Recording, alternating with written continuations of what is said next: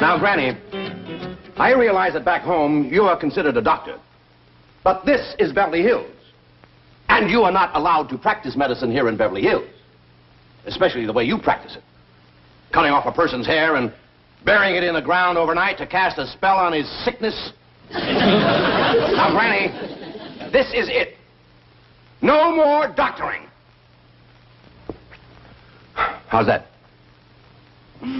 Very good, Chief. Very good indeed. That should stop, Granny. Fine. Now get up there and tell her. Well, you don't think I'm crazy enough to talk to her like that, do you?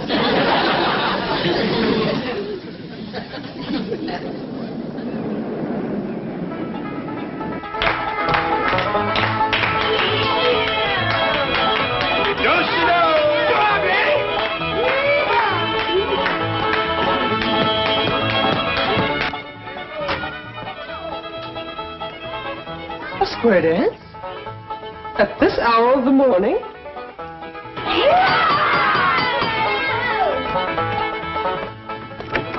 Howdy there, Miss Hathaway. Come in. Howdy, Miss Hathaway. Look who's come out here to help us celebrate the holidays. Holiday? What holiday? What holiday? She can't mean that. She better not mean it.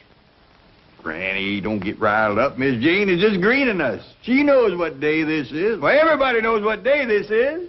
Oh, I guess it just slipped my mind. You're going to feel like a darn fool when I tell you. It's Possum Day. Remember, Niall? Of course she does. Anybody who disremembers ought to be stood up against the wall and shot. Granny, it just slipped her mind for a minute. It'd come back to her when she got downtown seeing the parade. Sure it would. Boy, I can't wait to see that parade. What time do they hold the Possum Day parade out here? Hey, I got a swell idea. We can watch it from Mr. Drysdale's office at the bank. Yeah, it looks right down on the main street. You get a good look at the possum juggler. Possum juggler? Yeah, that's the fellow. We got a good one back home. He can juggle 3 live possums in the air at the same time, whilst the 4th sits on his head and waves a little flag. How about it, Miss Jane? Can we watch the Possum Day parade from Mr. Drysdale's window? Oh, well, I'm afraid not. Of course not. What's the matter with me? They wouldn't have their banks open on Possum Day. Well, we could just leave early and get good places, couldn't we, Miss Jane? And until then, we're going to have us a hoedown. Come on, Miss Jane. I'm afraid I haven't time now. You see, I really came to deliver a message for Granny. Who from? Mr. Drysdale. I reckon he wants to thank you for curing him of his sickness. Well, it did take a heap out of me, Jed, throwing them spells. What's the message? Well, Mr. Drysdale says to tell you... Yes? Well... He says, Happy Possum Day!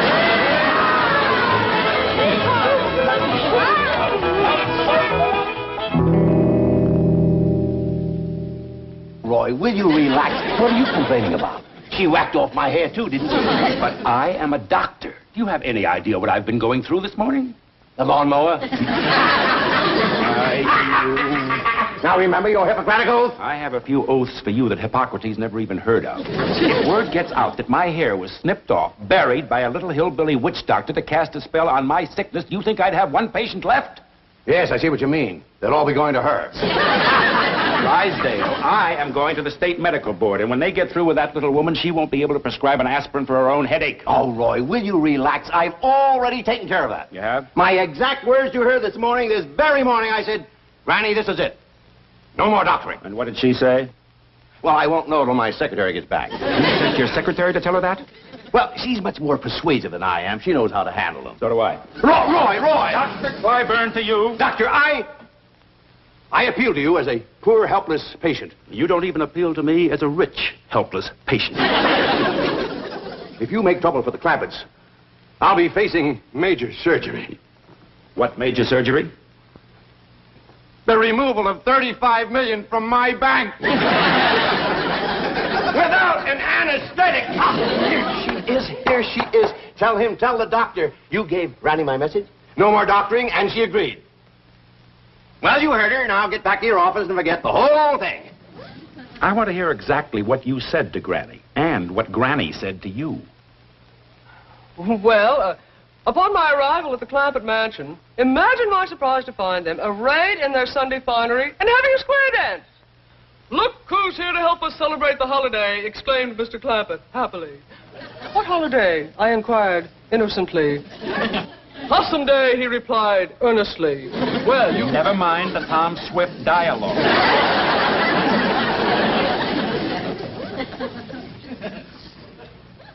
Did you tell Granny to stop practicing medicine? Well, not in those words, no. No, she said it in much stronger language. Let her tell me. And without the adverbs, please. I am a busy man. I still have a medical practice, as long as I keep my hat on. Now, what happened? Chief, are you going to allow him to treat me this way? No, I'll do it. Now, what happened? Well, they kept asking if they could watch the Possum Day parade from your window here. That does it. Doc, listen. You listen. That little woman is a menace to the health of this community. She is going to celebrate Possum Day in the clink. Possum Day? Dr. Clyburn. Doc. Roy, boy. You are constricting my brachial artery with your hemostatic grasp. What? Get your cotton-picking meat hooks off my arm. Look, I'll go see the Clampetts. I'll talk to Granny. I'll give her the message myself. I'll give her an ultimatum. I'll give you 1 hour. Oh, thank you. Thank you. You are constricting my dorsal metacarpals.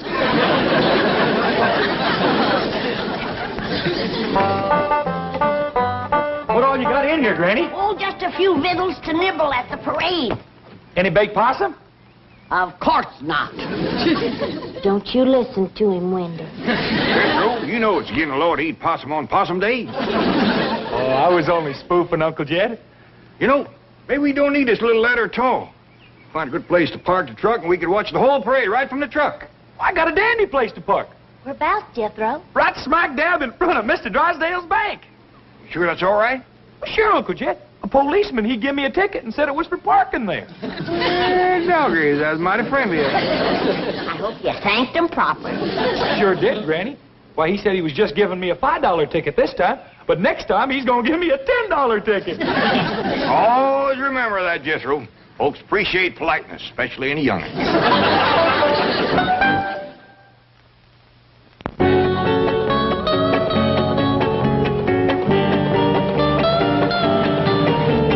What else can happen to me today?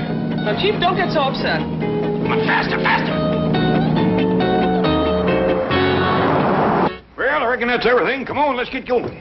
Oh, I'm so excited. This is the first time we ever watched a Possum Day parade in Beverly Hills. Yeah, I reckon they do it up proper out here. Oh, hey, Uncle Jed, shouldn't we bring along old Duke? I don't reckon that'd be such a good idea. What do you think, Granny? I don't think so. The way he's been eyeing old Wendell here.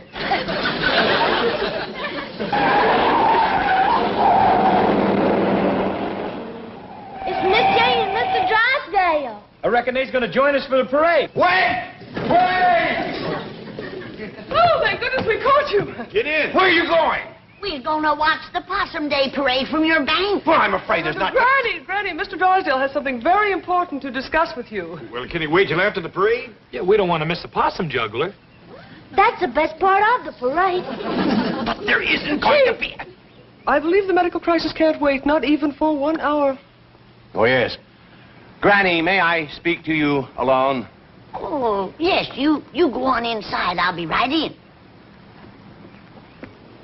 There we are.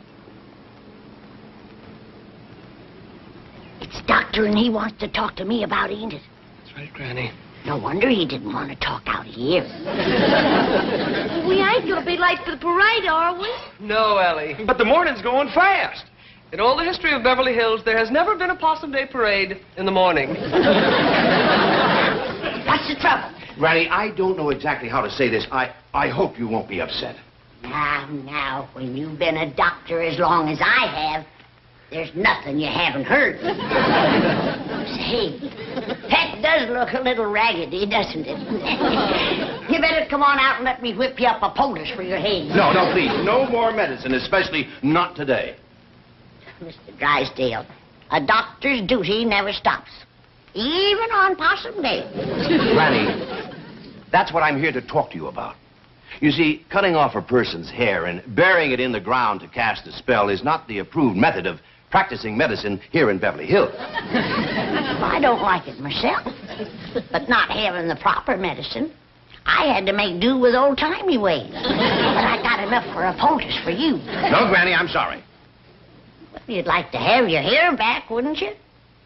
Well, not after it's been in the ground overnight, no. I mean to grow back. Oh, it will. It'll probably take a month or so. Not if I make you one of my hair-growing poultices. Granny, that's what I'm trying to tell you. You cannot do that anymore. Not out here. I can't, huh? Jed! Come in here! Oh, please, don't go back home. Don't leave Beverly Hills. We'll work out something. Yeah, Granny?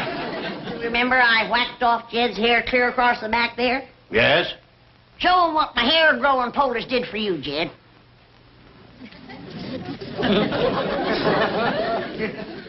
It's a mite ragged. It ain't been trimmed yet. Why, that's impossible. You can't grow hair like that overnight. Ow! It's real. It's actually growing right out of his scalp. That's what Granny's poultice does. It just draws the hair right up through your hind. Kept yours on a mite too long, didn't you, Jed? Yeah, Nora slept in it. It's a miracle. Come on. I'll whip you up one. Granny, how did you discover this hair-growing poultice? Oh, that goes way back to my great-great-great-granny. You see, in her day, they had considerable trouble with the Indians.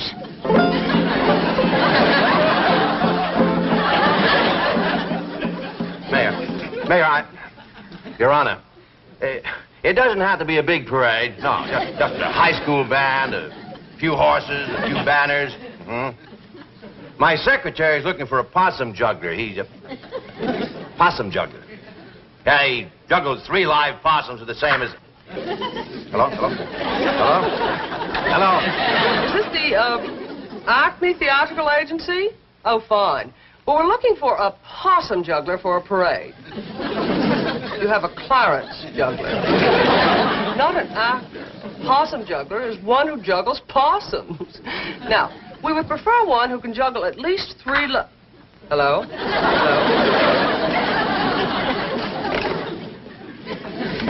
Oh, Dr. Clyburn, what a pleasant surprise. What's that? Oh, muscle spasm. That's what I meant by pleasant surprise. I was afraid I'd have to hobble all the way to your office. Don't do that. It might get worse. Here, let me see your foot. Oh. Don't do that. Oh, but Dr. Clyburn, I assure you, Mr. Drysdale is not in.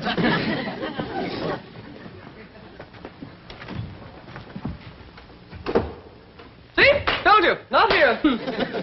I wish I could stay out of my office.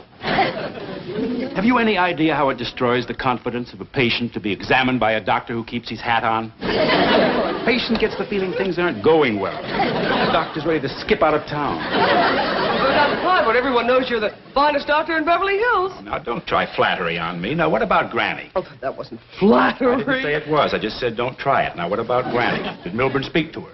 Absolutely. I drove him there myself. Did he lay down the law? Tell her no more doctoring? Or did he chicken out as usual? Oh, Mr. Drysdale is not one to chicken out. He has an excellent law record.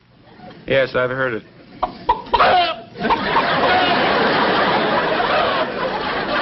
I resent that, Clyburn. I'll have you know I was decorated.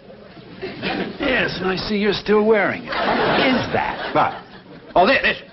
Well, my head was cold. I presume that's why you were hiding under the desk? As a matter of fact, it is. Now, I'm busy. Get going. What about Granny? I took care of Granny. I want the truth. What shall I do, swear in my honor as a banker? No, I want the truth. You don't have to worry about Granny. Now, go back to your own office. I'm busy. Well, I am running late. But if I hear as much as one rumor about Granny... Oh, howdy there. Hey, they's both here, Granny. Ain't this a stroke of luck? First we find the bank open so we can watch the parade from the window, and now here's Mr. Clyburn. I'm going to send your hair-growing poultice over by Miss Jane. Hair-growing poultice? Say, yours is coming along just fine. I made yours a mite looser because I didn't know just when you were going to use it. So you're still making medicine? I'm a doctor, ain't I? Better run along, Roy. Your patients are waiting. Oh, no. Oh, no. Oh, no. This is much more important. You heard him. Possum, Jethro. Yeah, Granny. Please, wait. No. Better fetch a towel or that man's going to have an awful hairy forehead.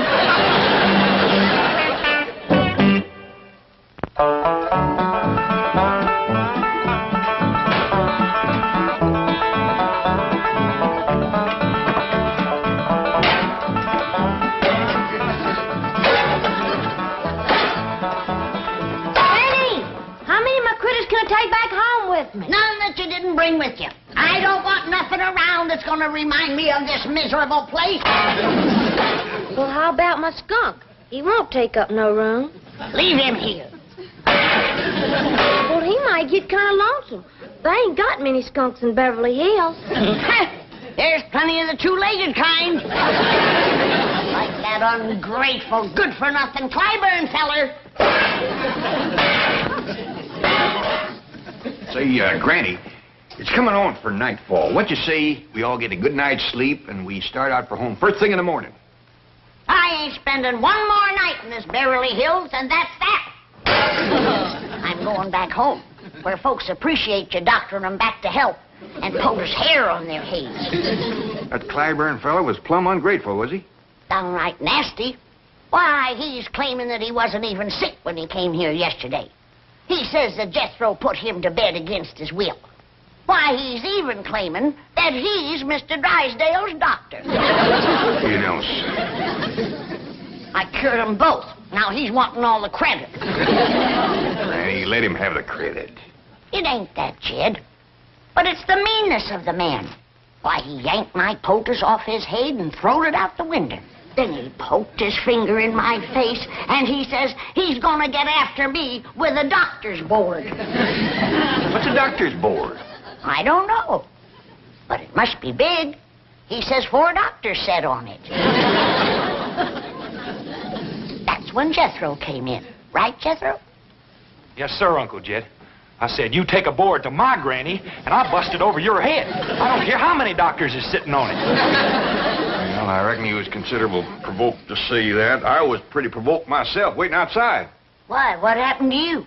Well, as you know, this policeman gives Jethro here a ticket for parking in front of the bank. A $5 ticket. Well, when a policeman come by and tried to give me another ticket, I said, no, thank you, we already got one. If it's all the same to you, I'll take the money.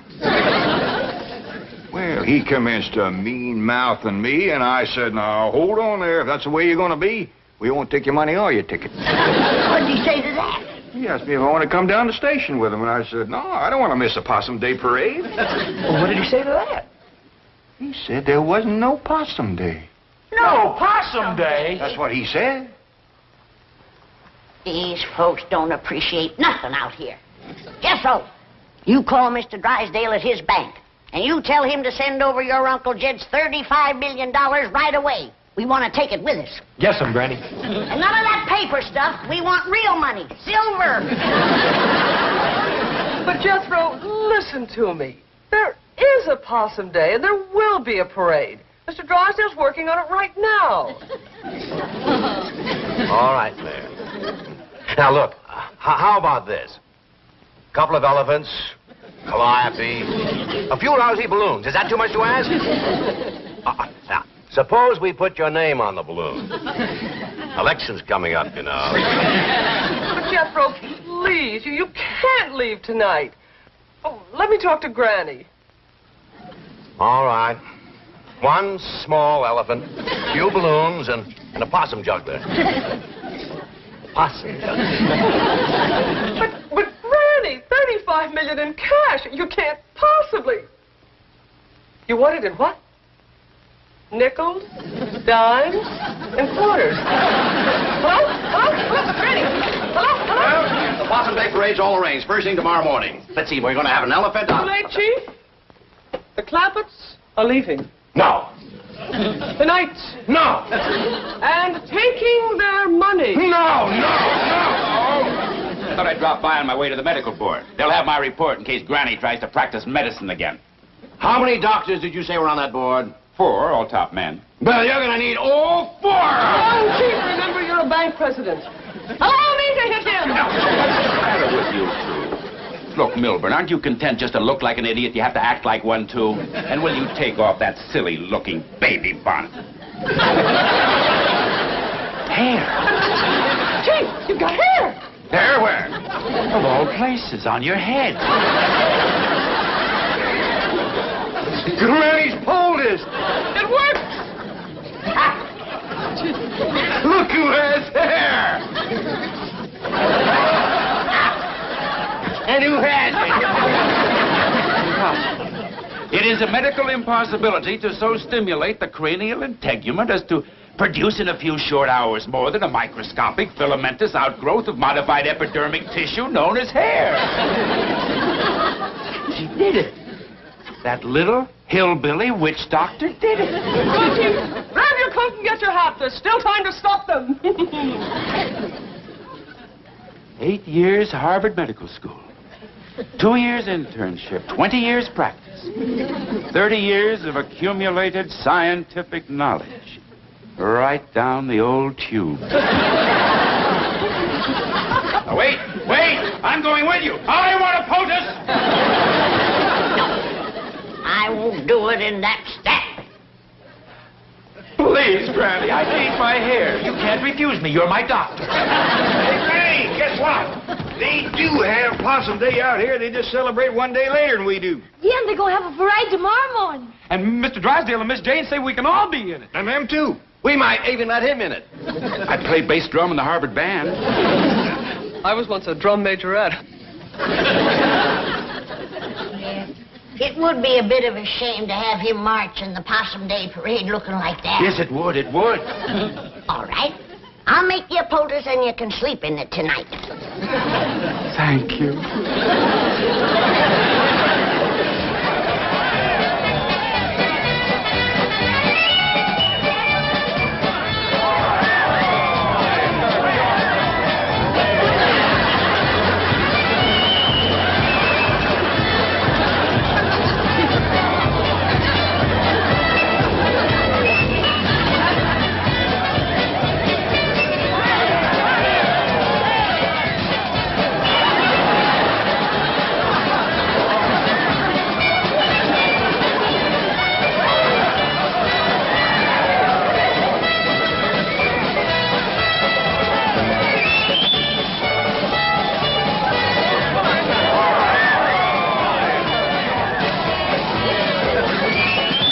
Dandy parade, ain't it, Granny? All except the possum juggler, sorriest I ever seen. Well, she's doing the best she can.